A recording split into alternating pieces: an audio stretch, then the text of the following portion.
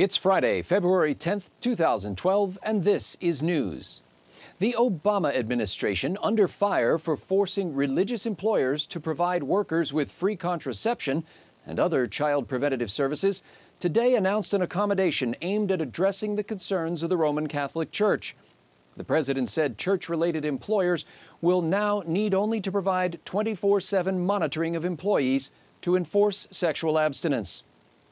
Congress has gone more than 1,000 days without passing a budget, and Senate Majority Leader Harry Reid says he doesn't see a need to pass one this year. Meanwhile, Fed Chairman Ben Bernanke says the uncertainty created by the lack of a federal budget hurts the economy.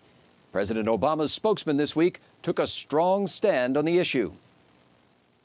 I have no opinion, the White House has no opinion on Chairman Bernanke's assessment of how the Senate ought to do its business.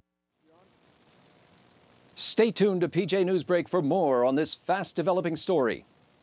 The Obama administration has negotiated a $25 billion settlement with 5 major banks to force them to reduce the principal on nearly 1 million mortgages for homeowners who owe more than their property is now worth.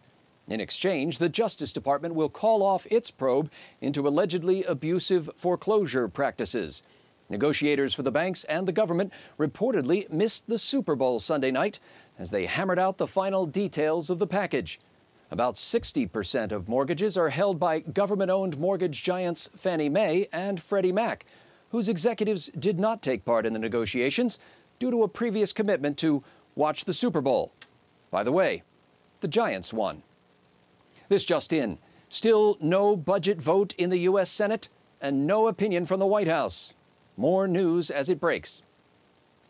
The snow-capped peaks of the Himalayas have lost no ice in the past decade, according to a new scientific study. In 2007, the United Nations Intergovernmental Panel on Climate Change alarmed the world with a report that the Himalayan ice would be gone by 2035. 3 years later, they admitted a mistake, but said the ice caps would still melt off by 2050, causing ocean levels to rise, flooding coastal villages and islands.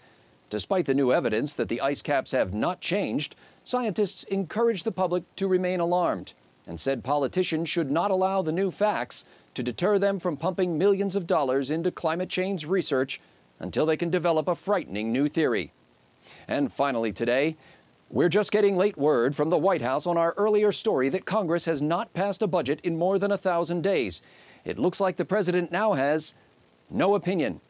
That's right, no opinion.